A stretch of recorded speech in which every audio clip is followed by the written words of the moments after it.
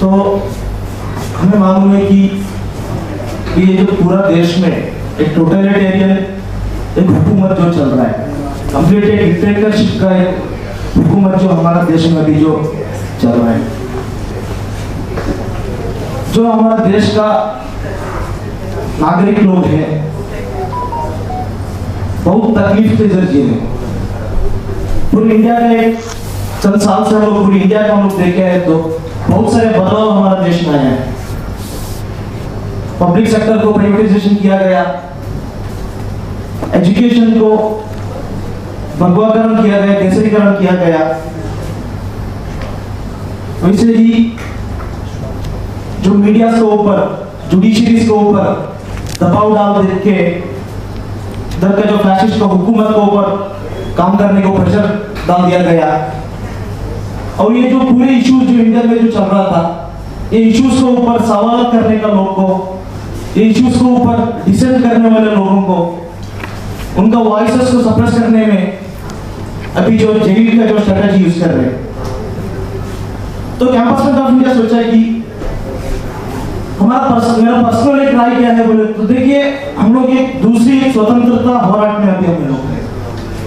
पहले जो एक स्वतंत्रता संग्राम इंडियंस और ब्रिटिश का बीच में था बोले तो अभी का जो एक स्वतंत्रता संग्राम इंडियंस और इधर का जो फैसिस्ट का बीच में जो चल रहा है। तो देखिए, हम लोग ये मानते हैं कि बहुत सारे पॉलिटिकल प्रिजनर्स हमारे साथ में हैं। सो ये लोग का जो उनके जो सैक्रिफाइस है, उनके जो डेडिकेशन है, उनके जो स्ट्रगल है, तो ये एक आगे वाले आने वाले जनरेशन क्या होना है ये सीखना बहुत जरूरी है, इसको समझना बहुत जरूरी है। आगे आने वाले जनरेशन को ट्रिब्यूट टू पॉलिटिकल बिजनेस से मोदी एक्टिविस्ट बुक के बेंचमार्क होना पर हम लोग चाहते हैं। तो ये बुक में हम लोग अभी जो पहले एडिशन में हम लोग सिर्फ 36 लोगों का पॉलिटिकल बिजनेस का नाम डाल के हम लोग पब्लिश किए। तो आगे भी इसका दूसरी जो सीजन है और भी ज्यादा पॉलिटिकल बिजनेस जो इंडिया में अभी जेल का अंदर है, सलाखों के पीछे है, उनको डाल के हम लोग क्या करेंगे और इंशाल्लाह आगे आने वाले दिन में हम लोग करेंगे। तो देखिए, मैं जैसे बोला था, इंडिया अभी ओपनली जो हिंदुत्व का हुकूमत में चल रहा है। आपको मालूम है कि 2 दिन का पहले तीसरे सरवाड़ का अरेस्ट हुआ, श्री कुमार फॉर्मर डीजीपी का अरेस्ट हुआ। इसके एक दिन पहले गुजरात राइट्स के बारे में सुप्रीम कोर्ट में एक वर्डिक्ट आया था, फैसला आया था। वो फैसला आने का अगले दिन अमित शाह जो इंडिया का जो गृह मंत्री है, वो आके टीवी चैनल में स्टेटमेंट देता है इशू का बारे में, फैब्रिकेटेड इशू था बोल के, झूठा इशू था, झूठे इल्जाम डाले थे बोल के स्टेटमेंट देते हैं। स्टेटमेंट देके चंद घंटों के अंदर तीसरा सरवाड़ का अरेस्ट भी हो जाता है।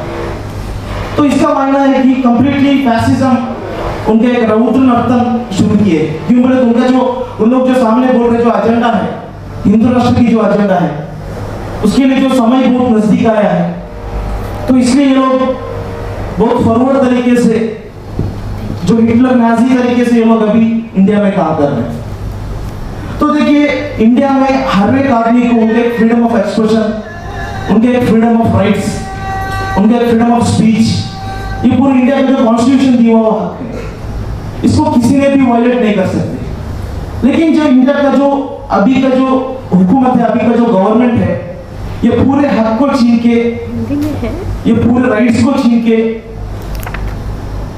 सालों साल इनको सलाखों के पीछे डाल रहे हैं। देखिए, ये मैं क्या बोलता हूँ बोले तो एक अनपनिश्ड इनह्यूमैनिटी। स्टैंस होने को आप देखिए, स्टैंस होने को किधर भी सजा नहीं मिले, लेकिन एक इनह्यूमन अमानवीय तरीके से उनका साथ पेश किया जाए। 84 इयर्स का बहुत ओल्ड आदमी, उनका ट्रीटमेंट के लिए गवर्नमेंट से, कोर्ट से उनका हक के लिए मांगते थे, लेकिन हक नहीं मिलता था। आखिरी दम तक लड़ के हमारे साथ तो गुजर गए, हम लोगों को छोड़ के गए।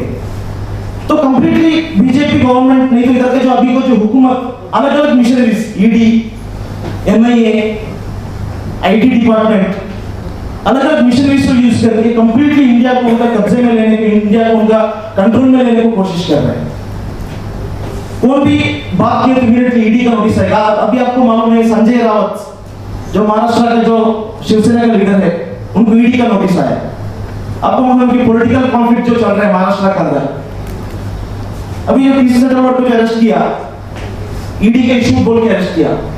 रिसेंटली जो यूपी में जो इशू चला था, नुपुर शर्मा का जो इशू के ऊपर जो हादसा उधर चला था, उसमें भी ईडी केस डालने के लिए लोगों के डिटेल्स पूछ रहे हैं। तो कंप्लीटली लोगों को डरा के बिठाना, अगर ये लोग नहीं डरे तो, अगर ये लोग डरने को रेडी नहीं है बोले तो इनको ऊपर केसेस डालना, नहीं तो उनको कुछ डिजायर्स दे कि उनको इनका साइड पे करना। अभी हम लोग देखिए रंजन गोगोई जो बाबरी का जो वर्डिक्ट दिए थे, उसके बाद में वो बीजेपी का राज्यसभा एमपी बने।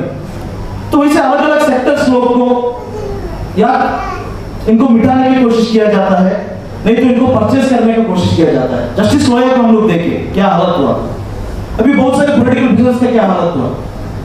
भीमा कोरेगांव में जैसे बोले 16 पॉलिटिकल बिजनेस से, इनका गुनाह क्या था?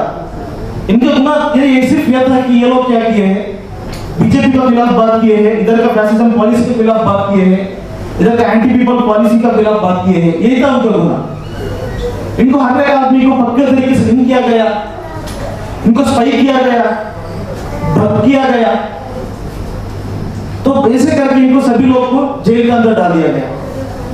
हथरस का जो हादसा आपको मालूम है, हथरस में जो रेप एंड मर्डर हुआ था, वो जो विक्टिम को देखने के लिए कैंपस में का 3 लीडर्स लोग जाते थे, जाने का टाइम उनको मतलब टोल गेट में रुका दिया गया, रुका के उनको ऊपर यूएपी डाल के अरेस्ट किया गया।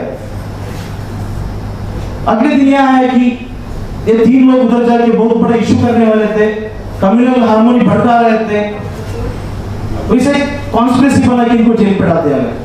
उसके बाद में इसको और भी चार्जशीट में और भी थोड़ा ज्यादा इसको स्क्रिप्टेड बना दिया गया। उसके बाद में कैंपस में का फॉर्मर जनरल सेक्रेटरी रऊफ शरीफ उसको ऐड किया। क्यों ऐड किया बोले तो रऊफ शरीफ सिर्फ 5000 रुपए अतीकुर रहमान को भेजा था। तो चार्जशीट में यह है कि 5000 रुपए अतीकुर रहमान और मसूद लेके जो यूपी में जाके बहुत बड़ा कम्युनल वायलेंस ब्लास्टिंग को प्लान कर रहे थे, यह था चार्जशीट के अंदर। उसके बाद में फिर से 2 मुसलमानों को यूपी में, जो केरला के 2 मुसलमानों को यूपी में अरेस्ट किया गया।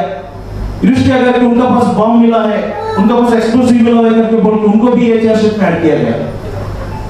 तो ये स्टेप बाय स्टेप अलग अलग ऑर्गेनाइजेशंस को, अलग अलग मूवमेंट्स को, अलग अलग एक्टिविस्ट को इधर खत्म करने की कोशिश चल रहा है।